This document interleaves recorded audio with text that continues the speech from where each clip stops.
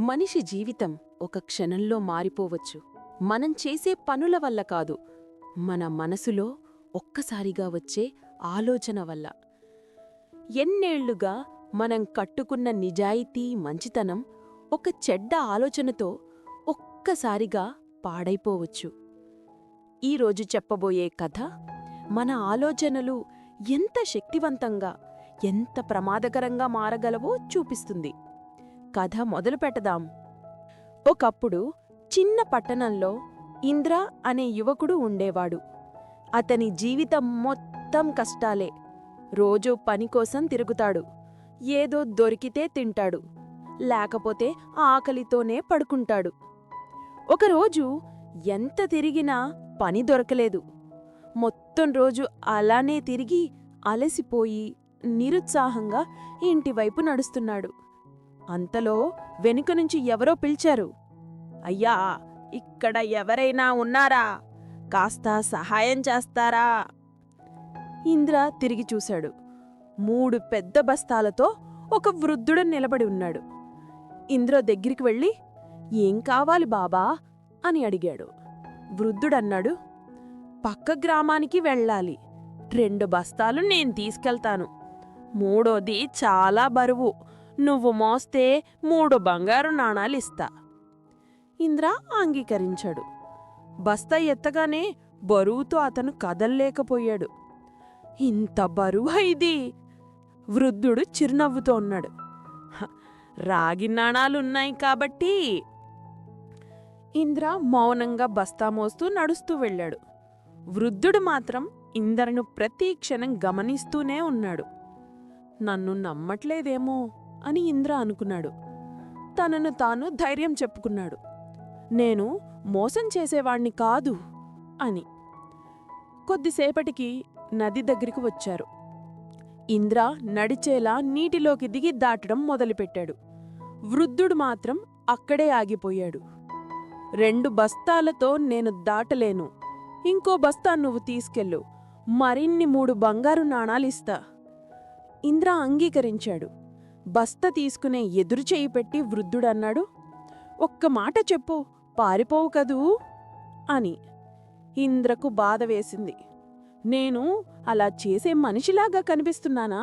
ఇవ్వండి బస్తా" అన్నాడు. ఇంద్ర 2వ బస్తా కూడా మోస్తూ నది దాటేశాడు.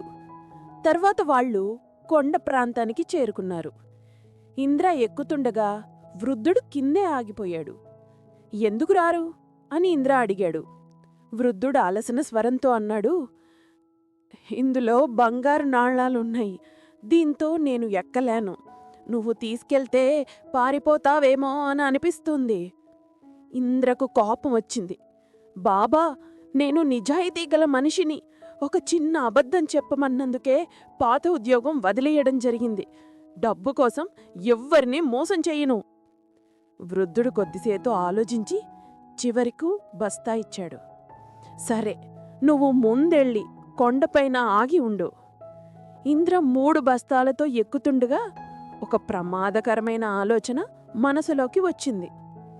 "ఇప్పుడే పరిగెత్తేస్తే వృద్ధుడు ఎప్పటికీ నన్ను చేరుకోలేడు. ఈ డబ్బుతో నా జీవితం మొత్తం మారిపోతుంది." మరొక ఆలోచన వెంటనే వచ్చింది. అతను వయసు మీద పడినవాడు, డబ్బుండి ఏం లాభం? కాని నేనైతే మంచి జీవితం గడపగలను. ఆ ఆలోచనలతో ఇంద్ర పరిగెత్తేశాడు. ఇంటికి చేరుకుని బస్తాలు తెరిచాడు. లోపలున్నవి బంగారం కాదు, వెండి కాదు, రాగి కూడా కాదు, కేవలం చిన్న రాళ్ళు మాత్రమే.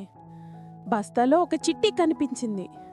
అందులో ఇలా ఉంది: "నేను ఈ ప్రాంత రాజును. నాకు వారసుడు లేడు. నిజాయితీ గల వ్యక్తిని దత్తత తీసుకుని రాజ్యాన్ని అప్పగించాలని అనుకున్నాను. నువ్వు పారిపోకుండా ఉంటే ఆ స్థానంలో నువ్వే ఉండేవాడివి." ఇంద్ర కూర్చుని తల పట్టుకున్నాడు. ఒక్క క్షణం వచ్చిన తప్పు ఆలోచన అతని జీవితంలో వచ్చిన అతిపెద్ద అవకాశాన్ని పోగొట్టింది. మన ఆలోచనలు చిన్నవిగా అనిపించచ్చు, కానీ అవే మన జీవితాన్ని మార్చేస్తాయి. ఇంద్ర చెడ్డ మనిషి కాదు, కానీ ఒక్క చెడ్డ ఆలోచన చాలా పెద్ద తప్పు చేయించింది. కాబట్టి మన ఆలోచనలను జాగ్రత్తగా చూసుకోవాలి. మనసులో మంచి ఆలోచనలు, నిజాయితీ, పాజిటివిటీ ఉంటే మన జీవితం కూడా అందంగానే ఉంటుంది. ఈ కథ మరెవరికైనా ఉపయోగపడుతుందని అనిపిస్తే దయచేసి లైక్ చేయండి, షేర్ చేయండి. తదుపరి కథ మిస్ అవ్వకండి. ఇప్పుడే సబ్స్క్రైబ్ చేయండి. ప్రతి వారం పాజిటివ్ ఆలోచనలు, జ్ఞానం మరియు ఎదుగుదలని ఎంచుకునే మన కుటుంబంలో చేరండి. నేను త్వరలో మరో ప్రేరణాత్మక కథతో వస్తాను. అంతవరకు ధైర్యంగా ఉండండి, శాంతిగా ఉండండి, జీవితంలో ముందుకు సాగండి. Signing off, the Telugu thinker.